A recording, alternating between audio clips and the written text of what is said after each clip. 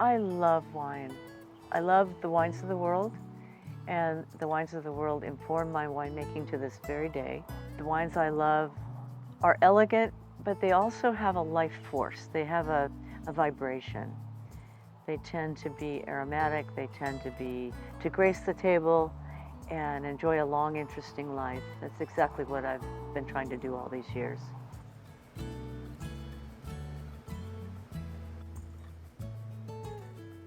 My winemaking philosophy is that great grapes make great wine, period. I'm kind of an interpreter.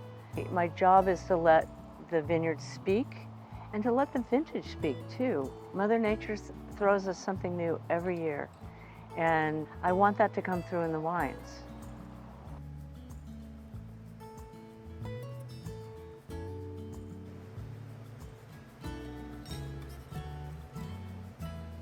I really love working with my family. I think it's such an unusual and unique opportunity that so few people get to have. And I've always loved wine. I always had a very soft spot for it.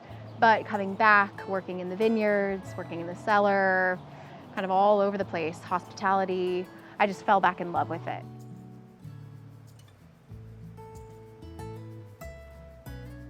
I love the grapes from this little corner of the world because they make really aromatic wines. They make wines that are tannic, but the tannin feels like velvet. They have good, snappy, natural acidity because this is the hottest part of the valley, but it's also the coldest nights. And so we maintain great natural acidity. So all the things I needed to make this elegant but powerful Cabernet Sauvignon.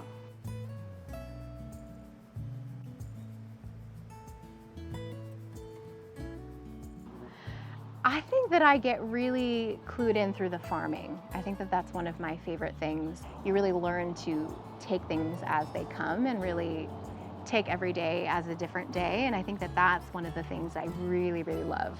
There's nothing like sampling at 6:45 in the morning as the sun's coming up and just being there with the vines and then having the opportunity then to have all of that in the cellar and then be able to continue that for the next year. You're given this set of circumstances and then you get to create something out of it. And it's almost storytelling in a way too, of seeing how each growing season is going to affect the vintage and how each vintage, once it's bottled, is its own unique persona, and then it's going to keep doing that for as long as it's in the bottle. Wine is one of the only things that can speak of time and place, and then an age-worthy red wine can go forward into time, still speaking of that time and that place. And it's magic.